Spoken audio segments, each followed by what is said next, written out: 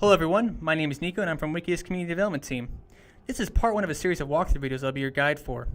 I decided to skip the opening cinematics and get straight into the meat of the game, and as you can tell, we are currently unlocking our first Forge Tower. Forge Towers are checkpoints in the open world that allow for fast travel, as well as the ability to see side missions and collectibles within that Forge Tower's range. But enough small talk, let's get straight into the action. It looks like we just encountered a pretty decent pack of Uruks here, and we're probably going to have to fight them. An easy mistake to fix.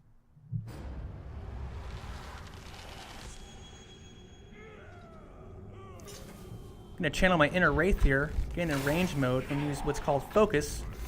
Focus allows for the ability to slow down time, and allows for your arrow shots to be a little bit more precise. Unfortunately, you only have a certain duration of focus available.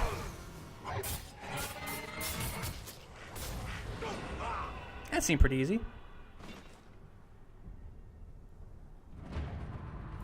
Oh, it looks like we got a straggler here, though.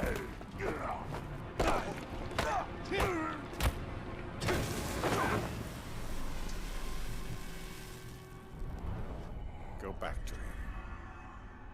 And that's the Wraith that is using Talion as his vessel, more or less. We're still not really sure why he chose Talion, or why Talion's bound to him.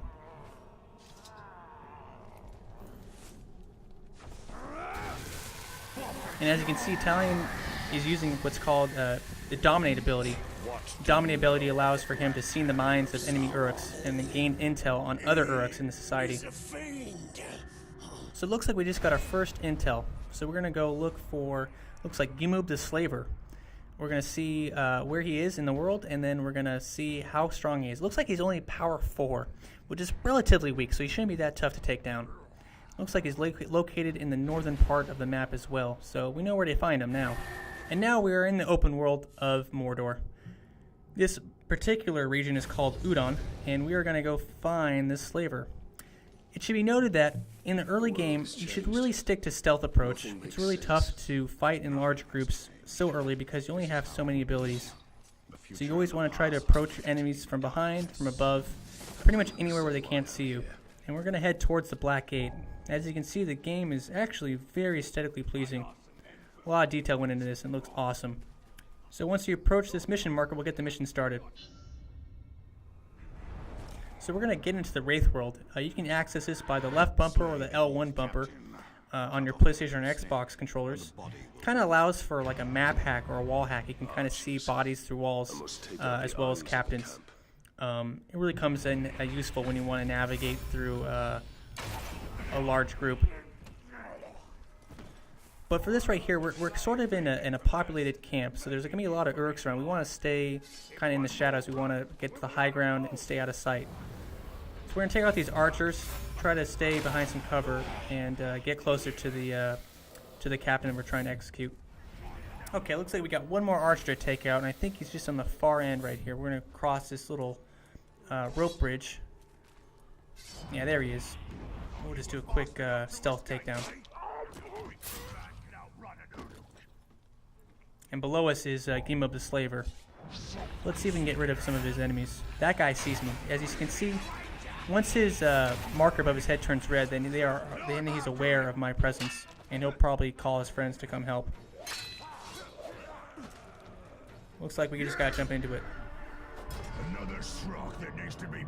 So this is the captain that we're gonna need to kill. This is Gimub the Slaver, and we don't know his strengths or weaknesses, but we do know that he's not very strong. His power is only 4, so he shouldn't be too tough to take down. We can probably do this through simple combat. But it should be noted that when you're engaging in a large group of Uruks, along with other captains or war chiefs or stronger Uruks, you always want to take out the weaker ones. So make sure to always counter using triangle or Y, and use roll or dodge, which is X or A.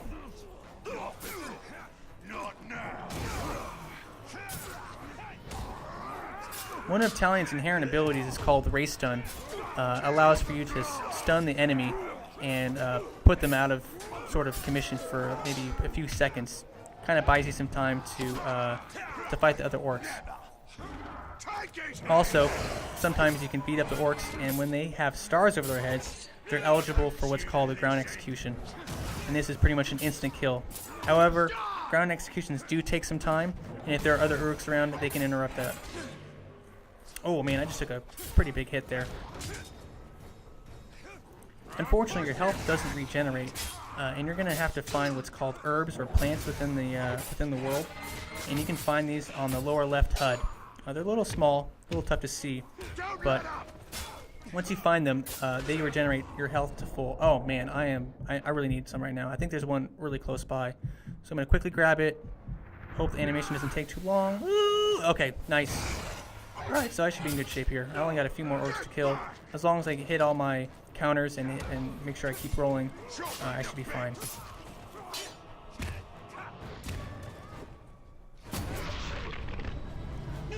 So as you can see with captains and war chiefs, ground executions don't always work. You can do a couple, a few, or several. Some captains and war chiefs, they don't work at all. Unfortunately, this guy is pretty weak, so made pretty quick work of him. And as you can see, he has dropped what's called an epic rune. Epic runes are something that you can equip on your items, which are your dagger, your sword, and your bow.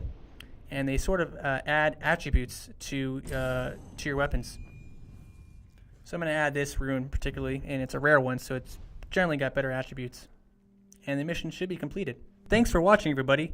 Be sure to head over to the Shadow of Mordor wiki and download the Palantir Companion app on your iOS tablet for stats, gameplay walkthroughs, and tips.